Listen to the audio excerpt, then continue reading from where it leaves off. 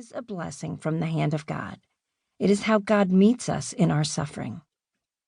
I pray that the scars that have shaped me will inspire and refresh your heart, especially if you are in the midst of hardships or heartaches.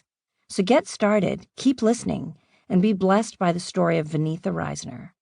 Before you are through, you'll be looking over your shoulder and seeing much more than pain and disappointment. You'll see the unmistakably hard but beautiful stuff God is doing in your own life.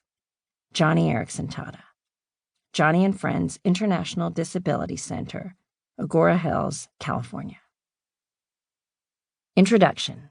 I almost titled this book, He Makes My Griefs to Sing, because the phrase so beautifully describes what God can do in our suffering. But that could make me sound eloquent and poetic, which I am neither. And furthermore, I can't sing. Just ask anyone who had the privilege of sitting near me in church. So making my griefs to sing isn't pretty. Not because I can't carry a tune and I have no idea what pitch is, but also because the song I sing in my grief doesn't sound winsome. It's often a desperate cry for help, not a stirring hallelujah chorus. But in the end, God has taken my griefs and turned them into something beautiful. He has indeed made my griefs to sing.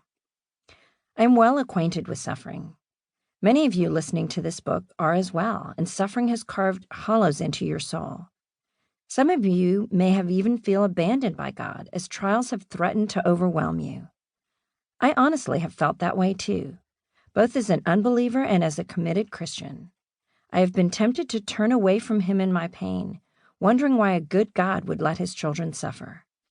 Yet the Lord has proven abundantly faithful as He has filled those hollow places with an overflowing joy. Leaning into Jesus, I have discovered that He alone is my greatest treasure, and walking with Him is my greatest joy. I feel honored to publish this book with Desiring God, especially because the Lord used their ministry to transform my view of suffering. Almost 20 years ago, I heard a John Piper message on the sovereignty of God, and I was immediately convicted about how man-centered and earthly focused my view of life was. For the first time, I became aware of how God uses suffering and trials in the lives of believers for their good and His glory. Since nothing is outside of God's control, I realized that all of my experiences would deepen my eternal joy. The Lord knew that I would need this newfound perspective to sustain me, for suffering would continue to mark every decade of my life. This book was born out of that suffering. My story begins in India, where I was born to Christian parents. As an infant, I contracted polio, long after it was virtually eradicated.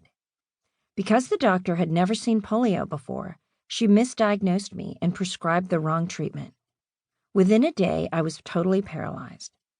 The physicians in India offered little hope for my recovery and encouraged my parents to seek better medical care in the West. We quickly moved to London, where I had my first surgery when I was 2 years old.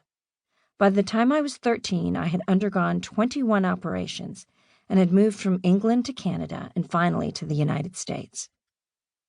I lived in and out of the hospital for most of my young life and learned to walk, albeit with a pronounced limp, at age 7. Though hospital life was lonely and isolating, I felt safe and normal when I was there. At home, I enjoyed the comfort of a loving family, but was openly picked on at school.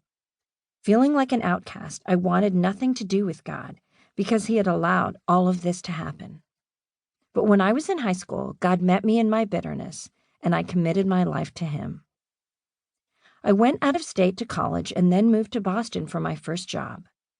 Several years later, in graduate school, I met and married a classmate, and we soon had our first daughter, Katie. After 3 miscarriages, I was pregnant again with a son, whom we discovered would be born with a serious heart defect. Paul had a successful surgery at birth, but when he was 2 months old, he died as a result of a doctor's mistake. It was soon afterwards that I heard John Piper's sermon on God's sovereignty, which radically changed my perspective on suffering. A year later, we had another daughter, Christy, and I busied myself parenting 2 children, teaching a Bible study, and speaking on the comfort of God in the midst of loss. Several years later, I developed an inexplicable pain in my arm and was eventually diagnosed with post-polio syndrome. This disease involves increasing pain and weakness, which could potentially result in quadriplegia.